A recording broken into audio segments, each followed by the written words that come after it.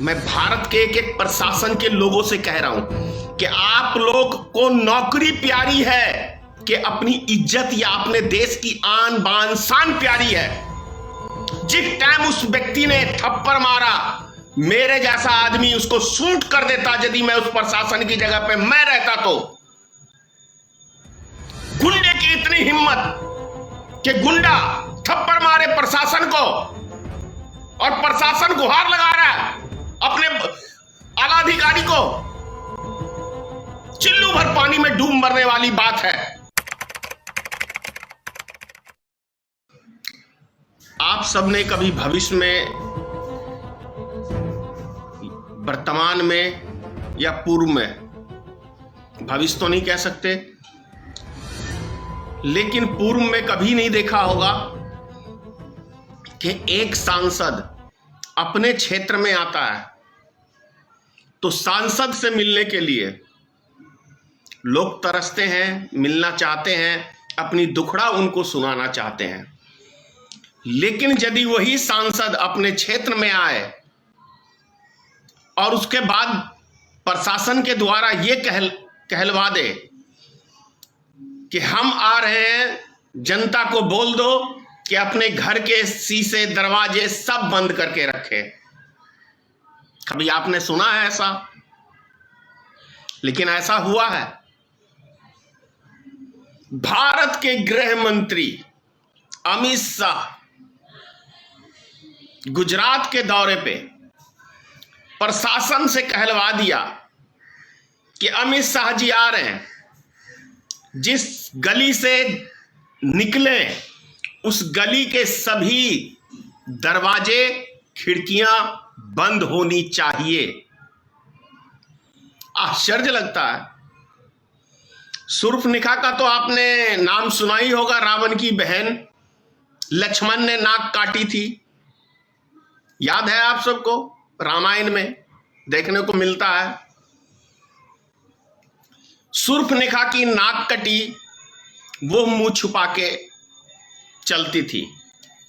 लेकिन यहां पे बंगाल चुनाव में अमित शाह और मोदी की नाक कटी तो ये जनता को ही कह रहे हैं कि भैया तुम मेरा चेहरा मत देखो, मैं जिस गली से गुजरूं वहां के अपने आप खिड़की दरवाजे आप लोग बंद करके रखो। मैं अब चेहरा दिखाने के लायक नहीं हूं, नालायक हूं। आश्चर्य लगता है सुन के।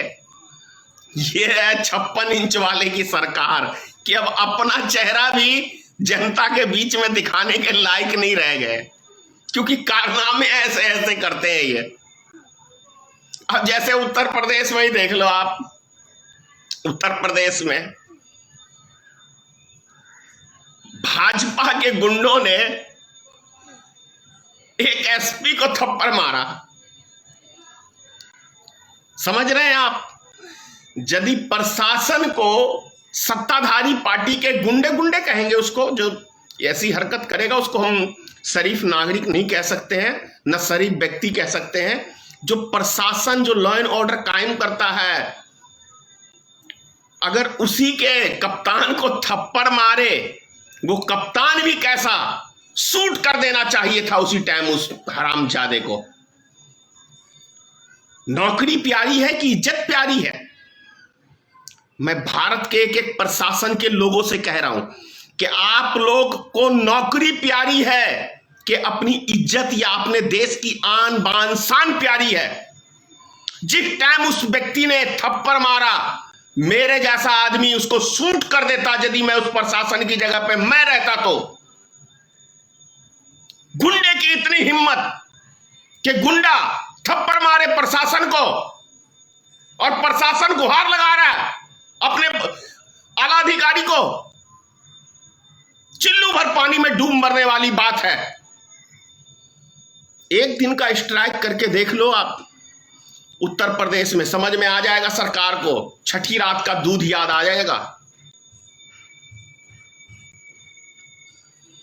इससे घिनौना चेहरा भी देखने को मिलेगा सरकार का, और इससे ज्यादा निकम्मी सरकार मिलेगी आपको। मैं शुरू से कहता हूं, कोई भगवा वस्त्र पहन के कोई साधु सन्यासी नहीं हो सकता है। कर्म, हमारे गीता में लिखा हुआ है कर्म ही प्रधान है। कोई साधु बनता है, कोई क्रिमिनल बनता है, कोई संत बनता है, कोई महंत बनता है, तो वो अपने कर्मों के दम पे बनता है। छल कपट से वो ज्यादा दिन तक किसी चीज पे वो नहीं कर सकता है। जिसकी जैसी कर्म होता है संसार उसको वैसा ही याद करता है। योगी आदित्यनाथ तो वो अभागा है इस संसार का कि सत्ता के लोभ में अपने बाप को अग्नि तक नहीं दे दिया। इससे भी बड़ा कोई हरामखोर मुख्यमंत्री हुआ है भविष्य में, ये वर्तमान पूर्व में, और ना भविष्य में कभी होगा, कि अपने सत्ता के लोभ में अपने बाप को अग्नि तक नहीं दे सकता है। ये संत है और ये नियम कायदे कानून की बात करता है। और बंगाल के चुनाव में देखो लॉकडाउन में कैसे गया था, रात दिन रैलियां कर रहा था, तब अब ये नियम की पाठ पढ़ा रहा था पिछले साल, और 2021 में सारे नियम चले गए चूल्हे भाड़ में।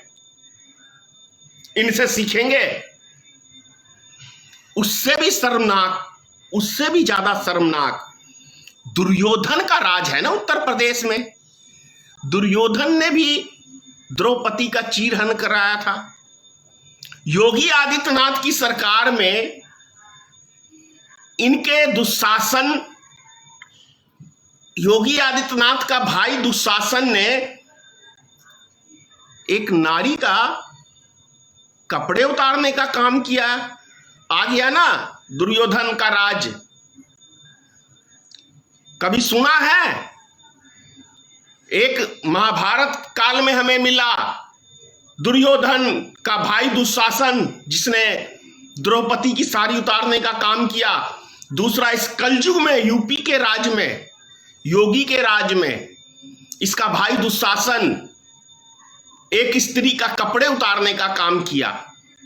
तो मिल गया ना फिर से महाभारत।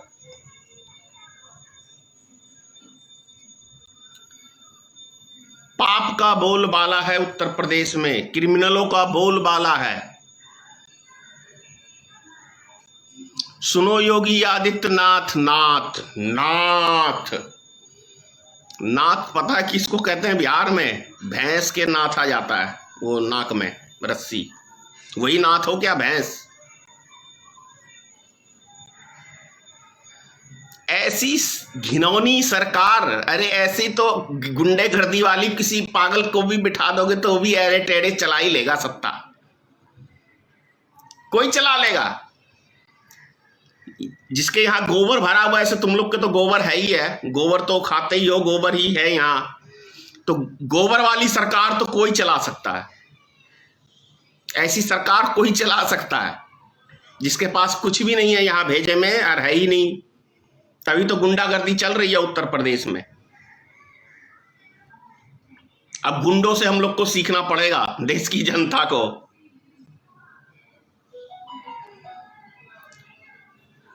विशेष क्या कहें। जय हिंद। अगर आप चाहते हैं गरीब हर वंचित इंसान की आवाज आप तक पहुंचे तो हमारे चैनल को सब्सक्राइब करें और बेल आइकन का बटन दबाना ना भूलें। देखते रहिए भोजन न्यूज।